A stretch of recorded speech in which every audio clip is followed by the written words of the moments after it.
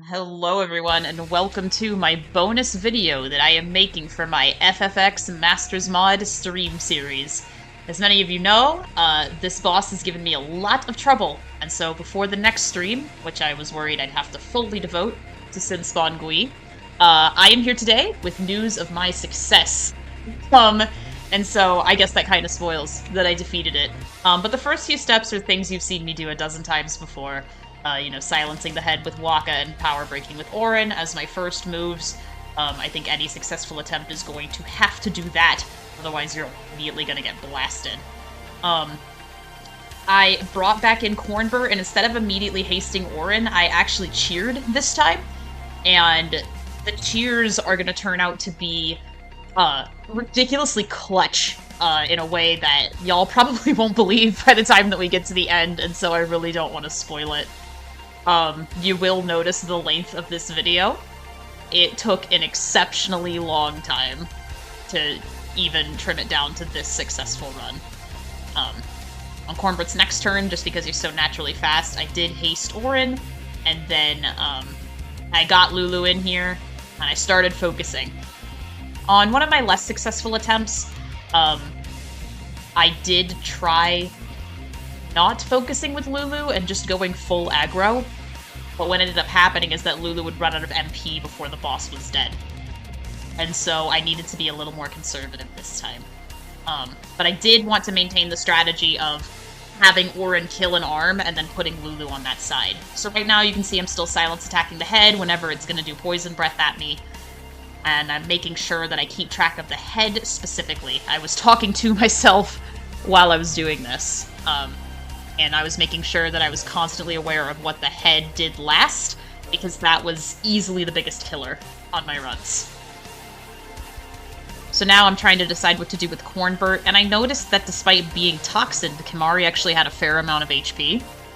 And I basically designated his role in this fight as guy who gets hit with toxin. And so if I could manage to keep a field where he had the lowest HP, and where I could keep him alive, he actually had a lot of utility in this role, even though it meant I kind of lost, quote-unquote, that spot in the field. But it prevented the boss from dispelling or demiing, which it does if the character that it targets is dead.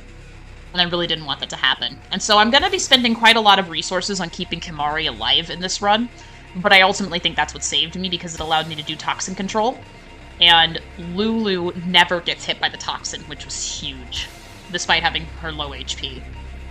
So I focused most of my resources on that, and then also on killing the left arm as soon as I could. One of the quirks of this boss is that if one of the arms is dead, it will not regenerate. It will only regenerate the arms if both of them are dead. And so once I learned that, I started taking advantage of that.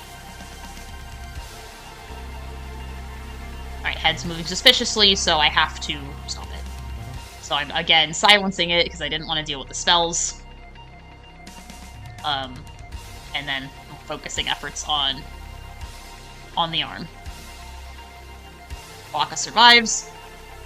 And so now I'm in kind of a pickle with Kimahri, because I don't want to put Lulu on that side because the other arm is what's gonna die. But I need to make sure that everybody else survives the next onslaught, and so I ultimately swapped him out for Yuna, at least for the time being. Don't worry, Kimahri fans, he'll be back. Everybody survives this round, and everybody gets to go, which is a rare opportunity, and we have a clutch crit from Auron that ended up helping us out quite a bit. Because then what I did is I brought Lulu in, and then I'm pretty sure I killed the arm on the left side. To negate it, it will remain dead for the rest of the fight. So we already took out a huge threat, and Lulu is going to remain safe and unhit so long as she is not the character with the lowest HP on the head's turn. And so I decide to cure her to ensure that that is not the case. Auron gets hit with the toxin, which is fine, because his utility in this fight is basically done.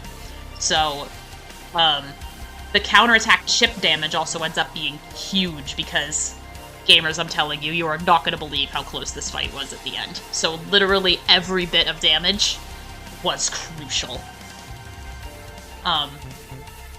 I'm starting to run out of characters that have good HP to put in the middle. And I wanted to engineer... I finally hasted Lulu. And I wanted to engineer a scenario in which basically neither Yuna or Lulu get hit by the toxin. And so I used Lulu to item heal Yuna, ensuring that Cornbert here got hit by the toxin, except I miscalculated. The head moved suspiciously anyway. But the health for Yuna is not wasted, for sure. I believe that is 5 focuses, and I think this is when I heal Cornbert to make sure he survives, and then after this we're gonna start letting her rip, and we're gonna start gaining steam in this fight.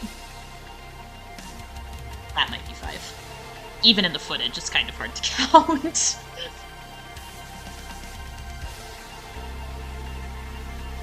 I thank all of you for watching this video.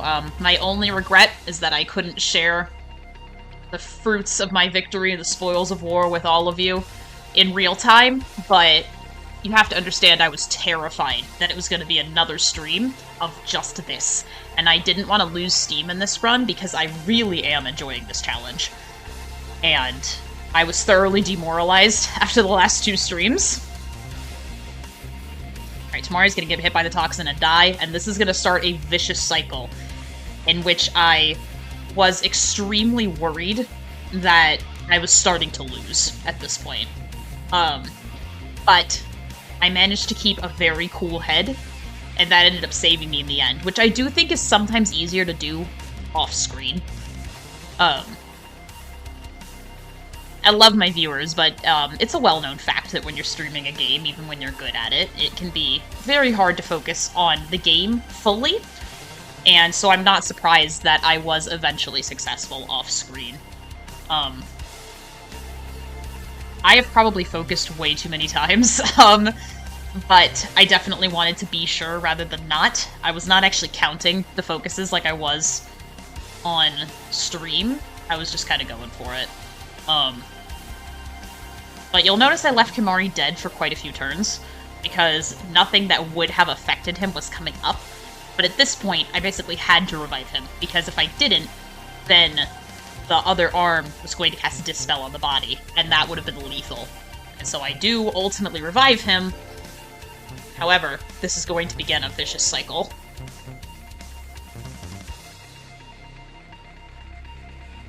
He's dead again. And because a number 3 turn is coming up again, I really had no choice to heal him. I ultimately decided to go for Life Magic because it didn't affect Yuna's turn order basically at all to do that. And I had the MP for it. But at this point, Wakka only had 1 more Silence Attack cast, and I wanted the boss dead before I ran out of resources. So I decided to item heal Yuna to ensure that she didn't have the lowest HP, and that she would not get hit by the toxin. And this was a success. And Kimahri dodged, which was clutch. I actually audibly gasped out loud when Kimahri dodged that. He does not have a very good evasion stat, and so that was really lucky for us. That helped us stop the bleeding a little bit.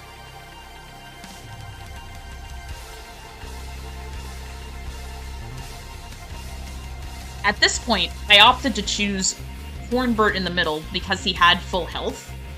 And also because I thought everybody could use a little bit extra defense, and I am so glad that I thought that, gamers. I believe that's 3 cheers on Lulu, and this is going to be critical for our future success.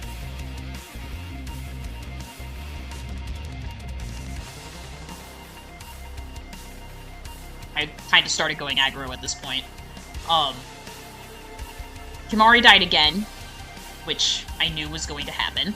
And I decided to bring Wakka in because Wakka, silence attacked the head 1 more time. But at this point, Wakka ran out of MP.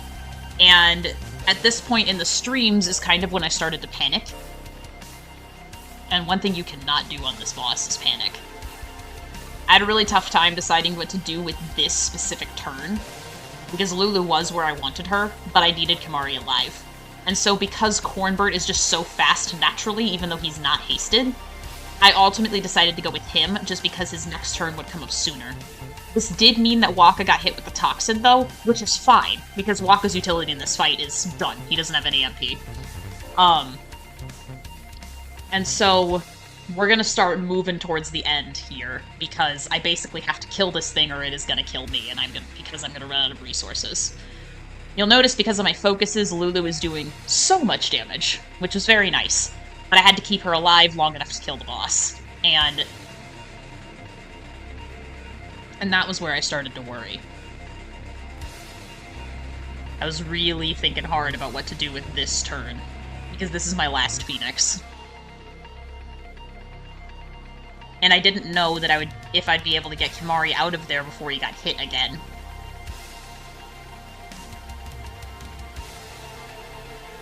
The head moves suspiciously, except now I can't silence it. And so the back half of the fight, which is something it was really tough to do on stream, but when I slowed down and really thought about it, it was much easier to do. And again, another clutch dodge from Kimahri there, which helped so much. Kimahri ends up being the MVP of all of these fights, doesn't he? I ultimately decided to unleash Thunder Fury because it would accomplish two things at the same time. At least one of them would hit the head, and it would do a little bit of damage to the body, which it did. It did almost the full damage of one of Lulu's spells to the body for free, for no MP, which was huge. I must have forgotten that Wakka was toxined, so I ended up bringing in Yuna. Yuna's also going to be a really big MVP in this fight. Because now, the head's going to start casting spells at me, so that completely negates Fyra. Yuna barely survives that hit, and Kimahri dodges again! I didn't notice until watching this footage back to provide commentary just how much Kimahri dodged. Like, he's the real MVP of the run so far. And of course I only won when I started recognizing his true utility, right? That just makes sense. It was scary having Yuna's HP this low, but, I really needed her to get that Double Tide on. And so I brought in Cornbird for fast healing, which ensured that he got hit by the Toxin, which, again, is fine. I don't really need him right now. I basically need Lulu and Yuna both on the field, and I need neither of them to get hit with the Toxin. And so you'll see a lot of shifting in this third character. I wanted to cure Cornbird of his affliction so that if I needed to bring him back in again for speed healing, I could do so. Again, I forgot Wakka was toxined, so I brought in the goat again. And this also started changing the tide for us, because I remembered that Kimahri knew fire. Now, fire's not thunder, and he's not weak to it, and he doesn't have as many focuses on him as Lulu does. In fact, I'm not sure he has any. But I figured if he was alive and healthy and his role was to get toxined, is basically his role in this fight, I decided that on any turns that he was safe, I was going to cast fire at the boss. And this is going to end up being huge. Wakka cannot stop the head without himself dying, and Kimahri is too slow to use Lancet, and so you'll see me starting to use Thunder to stop the head, which did worry me a little bit, considering how much HP the boss had left. But as we know, Poison Breath is a one-hit kill move, and so I didn't really have a choice to do anything but that.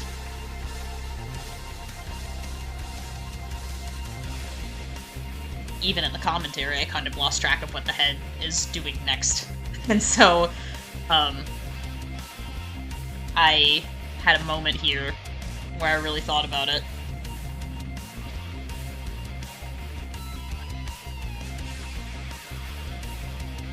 Cornbird is affected, but he only has Curse on. I ultimately decided to keep Yuna in the fight, which is going to be very important to us down the road.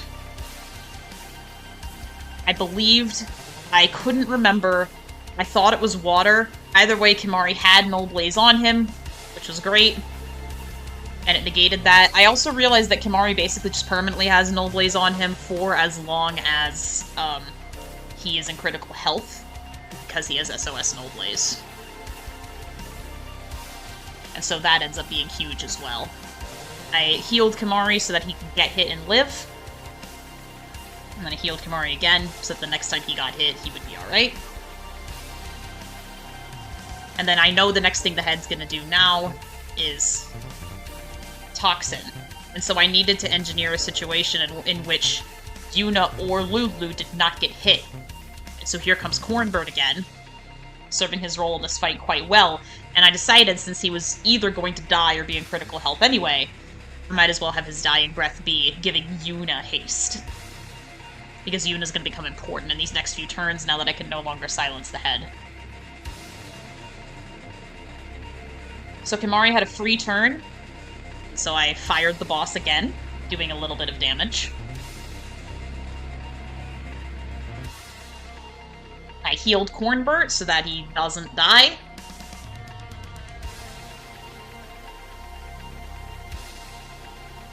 Now Yuna's in critical health, and I really did not want her getting hit by that toxin.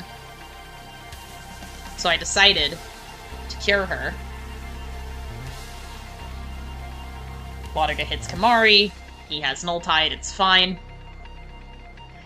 Head is moving suspiciously.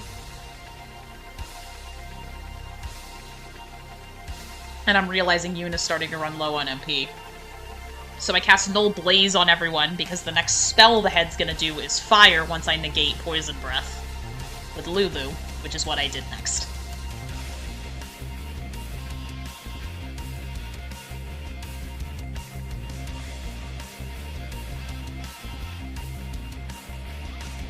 And then this was also a tricky turn to decide what to do with. Ultimately, I decided to heal Kimahri, because I knew this was going to do Fyra, which is going to do nothing. And I wanted to ensure that Kimahri survived, because the next thing the head's going to do is Toxin.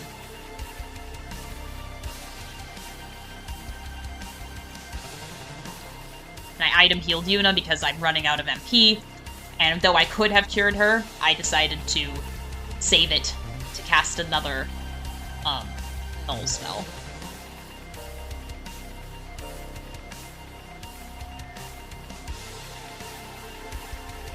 And I gave Kimahri just a regular potion to ensure that he survives, and then I realized that he has a free turn where he is not poisoned, so I cast Fire on the boss again.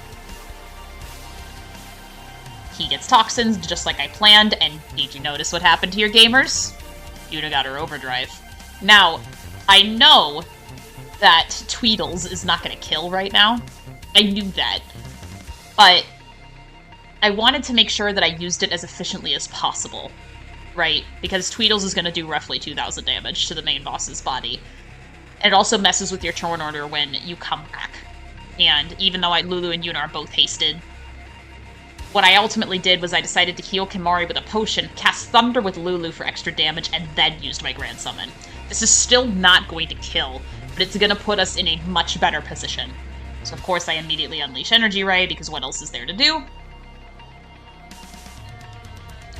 So that takes out the other arm, and then also does considerable damage to the body and head, but obviously not enough for Tweedles to survive. This is fine. I'm doing the saluting emoji right now for Tweedles' valiant service. And this is when we hit crunch time, because the head is moving suspiciously, but I got excited, and I thought that the thunder would kill. And you see how stressful this was, gamers, but in the end it didn't matter anyway, because even if Lulu had run out of MP, I had a Fury. This kills! We have finally done it! You're damn right Lulu learned the hero overdrive. You're damn right. Oh my goodness. Gamers, I cannot express to you my sheer joy. And I put this thing in the fucking ground. I'm pretty sure I said aloud, you know, Sid, you can come take me, it's fine. Everyone died except me. I laughed maniacally for the next 2 minutes, which the microphone probably wouldn't have captured anyway. And I didn't even care about this cutscene. I really didn't. And I knew from seeing other challenge runners do this, notably Dansgo8, who, if you're watching, thank you for inspiring me to kickstart my streaming career by doing this challenge, and just for everything you do. I've loved your content for years. You know, after that, after watching his run for some advice, I did know that the second part of this fight does throw you a bit of a bone, and so I knew that the challenge was basically over at this point. And so, gamers, my sheer elation. I also should have said this earlier, my OBS did not actually capture my sound. I don't think I set it up right. And it is a widely known fact that I really dislike the boss theme for Sinspawn Gui anyway, so I replaced it with Challenge, so I hope you have been enjoying that this whole time. As veterans of Final Fantasy X will know, the rock gets blown in half, the party gets separated, and there is in fact a Phase 2 to this fight, but trust me when I tell you it is not anything that you or I need to be worrying about at this point in time. All we need to worry about is getting in there, getting it done, and enjoying all the spoils of war, the fruits of our labor, and the fruits of hours and hours and hours of streaming this fight. There's Seymour, as you all know. This is the only fight in the game in which you can use someone that is not part of your main party. Final Fantasy games always love to do that. And you'll see here, Modder threw us a bone. They made it Seymour's turn to begin with, and gave him a full overdrive, which I, of course, immediately did with no hesitation. If you've never seen Seymour's overdrive, here it is. One-shots the second phase of the fight. And we are done. We are finally done. We put this thing in the ground. We will resume Part 7 soon, in the aftermath of Operation Mihin. But of course, I need to show you all exactly what we got from this, because my jaw hit the floor. So ultimately, I just pushed the X button to move it along. 15 to 16 levels! This is huge! Now, I haven't done anything with them yet. I wanted to save that for all of you. And look what we got. We got a skill sphere, we got 2 skill spheres, and we got 2 black magic spheres.